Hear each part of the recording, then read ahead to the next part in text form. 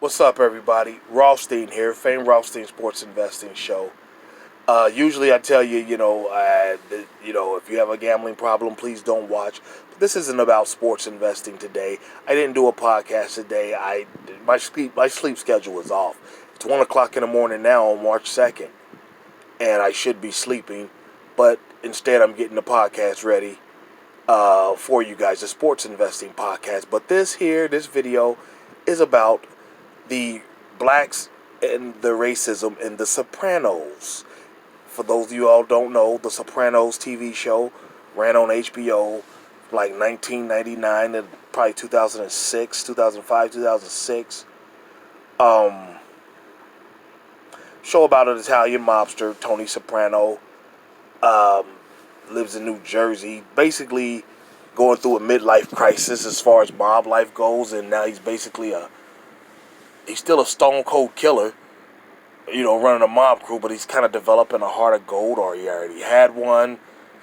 Or you could say he's a psychopath trying to enhance his criminal enterprise, according to the psychology report that was.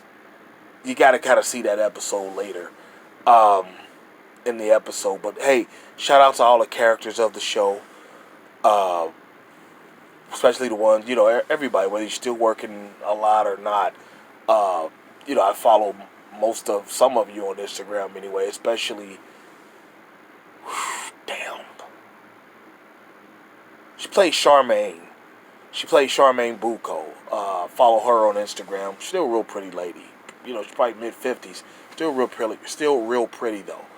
Um, Most of, I came into to the mafia mob movies in the early 90s. I came of age in the 90s, and that's when a slew of like back-to-back really good movies came out about the mafia.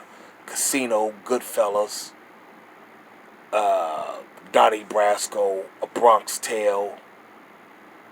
It was a bunch, several of them that came out. They were really good, and I was like into them. Just fascinating stories, fascinating dialogue. What can you say? That's the thing that draws me into mafia movies. The dialogue. I love the dialogue. I love a good, good. It's a good story, but I also love a good dialogue. Um, Now, as you know from The Godfather, if you watch The Godfather, there's a scene where he's telling them about the drugs. What he said, sell it to the ends and whatnot. And if you watch any Spike Lee movie, especially Do the Right Thing, or what was the other one? Jungle Fever, where Wesley Snipes is dating Annabella Sciorra in the movie. Italian and blacks don't get along. You hear the story of Yusef Hawkins from New York, but they didn't. They didn't. I don't know what their situation is now, but it is what it is. And my thing with The Sopranos, I like how they didn't run away from that. They didn't run away from that. I mean, I want to say just about every character on The Sopranos, when they reference the black person, they use Mulian, eggplant, a racial slur. Uh, that's kind of what made it authentic. They didn't run from it. It is what it is. You know, but when they could use a black person, they did. And on The Sopranos, there was black dudes that tried to kill Tony early. That's another thing. They used a lot of black characters early as the Sopranos, the New Jersey, the pygmy thing in New Jersey, as Phil Leotardo called them, were kind of on the ascent. I mean, they kind of were already established, but they were kind of on the ascent when they were selling you on them in first season before they expanded to bringing in the New York people that they would deal with. But the Sopranos themselves, they dealt with, and the black characters they dealt with were all sketchy except for two. They were all involved in some type of caper. And I mean, it is what it is. I mean, they're gangsters. You gonna go reach out to, you know what I'm saying, clergymen and whatnot? No. Um, but yeah, they you know, most of them. There was this one black character. I think he was kind of modeled after Al Sharpton. He was like a reverend, uh, but he was like, or maybe a union leader. But you know, it was with that scene with the union at the union, you know, where the Italians are fighting the blacks and whatnot, and um, I guess that scene may have been, I guess, inspired by some events in Newark, in the riots in Newark, which is ironically where the Sopranos prequel, The Many Saints of Newark, is based at. The Many Saints, Moltisanti, Christopher Moltisanti is one of the main characters in The Sopranos. Tony always showed love to his dad, Dickie Moltisanti, who was dead, but we didn't know. We didn't, you know, see that in the series. Obviously, I guess we'll get more about that in the prequel. Uh, and that's what that means. Moltisanti, many saints in Italian, is what I'm told. Um, but yeah, you know, a lot of sketchy characters. But see, the thing is, for me, I love The Sopranos. It ran at the same time as The Wire. Okay, so I'm watching both. Most of the homies, they only liked The Wire. They only liked The Wire. You know, I was watching both of them. I enjoyed both of them equally. Because like I said, I came of age on mob movies. So I was always fascinated by it. They always had good dialogue. Just like The Wire, that's what made it such a good story. You know, it always had good dialogue. For me, you know, you like what you liked about it. I liked the good dialogue. Um, but yeah, I like how they didn't run away from the racism. I thought they did it well. You know, I mean, you can't tastefully do racism, but I thought that's what made it authentic because they didn't run away from it, try to act like these were just such pleasant people to everybody. No, they were calling black people N-words and eggplants, you know, at every turn. There was that scene where they were fighting the Italians. That's one of my favorite. That sparked one of my favorite lines in the movie when the fight was over. I think it's Patsy Parisi walks up to the black guy and says, "So, who the fuck are you? Ralph Bunch over here?" And cracked him with a lead pipe. Like that was one of my favorite lines in that whole, you know, who the fuck are you? Ralph Bunch over here? You know what I mean? Um, who else was there? The guy who played Bodie on The Wire. He played in season 1. He seen him and another black dude and one of the mobsters. They're sticking up a truck driver. You know, and the gun accidentally goes off and somebody gets killed. I forget who it was. But yeah, like I said, that the mom reached out to some people who reached out to some black dudes trying to whack Tony. They didn't do it, obviously, in season 1. Let me see who else was there. Also one of the early seasons. Tony tells Christopher to whack either, I forget if it was Carmine, you know, Big Carmine or Johnny Sack. I think it was Carmine. Tony tells him specifically, make sure nobody knows about it. It's a key line. Make sure nobody knows about it. Reaches out to these two black dudes. And whatever happened, the hit was called off. Tony called it off. And he said, he told Christopher, I told you to make sure nobody knows about it. So when Christopher goes to get in the bag, he basically has them whacked by two of his guys. Benny and some other guy. They whack him. They whack the two black dudes. You know, the black dudes are in the car counting the money like dumbasses. I don't know why they just didn't pull off, but they were going to get whacked anyway. But, and that kind of reminds me of the situation involving, first of all, guys, I'm doing this off the top of my head because I'm bored. So I don't have any notes prepared, so some of the names I might mess up, I apologize. But that situation reminds me of the story of, I believe it's Joe Gallo. or some mobster named Gallo contracted a black dude to go whack a mob boss, one of the 5 families in New York. And the guy got to him with a pistol, bust him a couple times, but he didn't kill him. And, obviously that mob boss's security, bodyguards, took care of dude real quick, lit him up. Because I guess Gallo was supposed to be real cool with black dudes when he was in prison.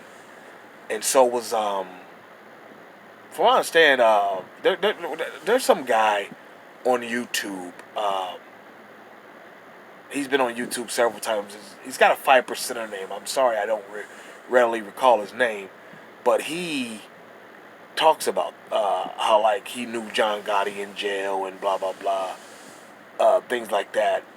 But that reminds me of that. That's what I can almost. I'm a sports investor. I'm an investor. I'm a gambler, so I can almost assure you that scene with Moltisanti having those black dudes, that whole thing is an interpolation of that Gallo situation. Basically promising 2 brothers a bag that they know they ain't gonna get. That's why, I don't understand why. I guess for the juice, the rep, maybe they're fascinated by the mob like me. I just don't understand how a New York criminal would even get involved with them. I mean, you've heard stories, Frank Lucas and the mafia and whatnot. What's his name? Frank Matthews. But yeah, I mean, it's all Italians to be made. And the made guys kind of get they get a little more leeway than everybody else. But to even be an associate, or at least to be made, you have to be Italian. I don't know if you have to be Italian to be an associate or whatnot, but I mean, let's be honest. Police see a random black dude hanging with 4 Italian dudes, they gonna know something's up. You know what I'm saying? I mean, I guess the highest ranking. That would be an interesting movie on the highest ranking, the black dude who made it the furthest with the Italian mafia. I think that would be an interesting movie. I would like in on that. If anybody sees this, because I'm a writer, but if anybody sees this, I would like in on that movie. You know what I'm saying? The highest, the black dude got the furthest with them. I don't know who he was, or I don't know, was it Parnell Stacks Edwards? Remember him from Goodfellas? The guy who drove the getaway car in the Lufthansa heist. What they get, like $5 million back in the 70s? That guy. But he ended up getting killed because he got high and left the van sitting and the police found him or whatnot. Parnell Stacks Edwards. But let me see, what other black characters were on The Sopranos? Most of them were jack boys. There was like I said, there was a reverend. I want to say he was probably based on Al Sharpton. Loud talking, but kind of leading that lambs to slaughter because he's taking money back door and whatnot. I told you about that. My favorite line. Charles S. Dutton. He played a cop who pulls over Tony in like one of the later seasons, maybe season 4 or 5. He pulls over Tony. Tony calls his lawyer. Makes a big man play on him. Calls his lawyer, who his lawyer calls the police union or whatnot. Basically, at the end of the day, Charles S. Dutton, the black cop, got demoted or whatever because he was doing. And, he had to work a second job. Tony seen him at the second job and kind of felt bad about it a little bit. He calls his lawyer like, I ain't want all that to happen to him. He's a working man. And his lawyer's like, man, fuck him, basically. I'm just synthesizing the conversation. Let me see, who else? Michael K. Williams, who played Omar in The Wire. He had a brief role in there. He was hiding out Richie Aprile Jr., who did some fuck shit and knew he was a dead man walking. I don't know how he ended up with these black dudes, though. I don't remember how he ended up, like, linking up with these people, like, in the hood. But they eventually found him, dropped him, and blame the black guy on it. Who else was there? Like I said, most of them were sketch, just because you're dealing with mobsters. I mean, they ain't finna go out and link up with laymen and squares. Noah Tannenbaum. Noah Tannenbaum. Meadows' boyfriend, first boyfriend in college. Or the first boy she brings home. Black Jewish guy, biracial guy. Dad's white, Jewish, mom's black. And he kind of like talks some shit to Tony in his house about Meadow. He didn't say, motherfucker, I'm gonna fuck. He didn't say nothing like that, but he was just, basically telling Tony, like, man, don't be bringing that racism shit at me. But Tony basically told him, you ain't about to be fucking my daughter. And I don't know why the fuck she brought you here. You know what I'm saying? Like that. And dude, he's talking shit to Tony in his house. This, 18, 19-year-old kid. I just remember thinking, like, he gonna fuck you up. You know what I'm saying? Because you remember in season 6, Tony fucked up a dude. An Italian dude for fucking his, not fucking her, but talking shit about, banging Meadow. And I really remember watching that, fearing for Noah's life. Like, bruh, this ain't gonna come out good for you. But nothing happened to him. Who else was there? I can't think of any. I really can't think of any more. Bokeem Woodbine played the record producer guy or record industry guy who wanted the publishing back from Hesh, their Jewish friend. He wanted the publishing back from him from some I guess some artists that Hesh kind of played back in the day and whatnot, and he was trying to get that back, and and at the end of the day they said no, they wasn't fucking with him, and if you won't smoke, let's get it. The Hesh, because he was backed by the Sopranos. But I remember that record producer trying to bang Ariana, or push up on her at least. It was obvious that he wanted to smash. Like 99.99 men who watched that show wanted to. Ariana was... You seen her. I mean, that's not kidding herself. She's not ugly at all. She's doing a podcast too. For those of y'all who don't know, she's doing a podcast now with another woman. I forget what it's called, and I don't think the other woman was on The Sopranos anyway.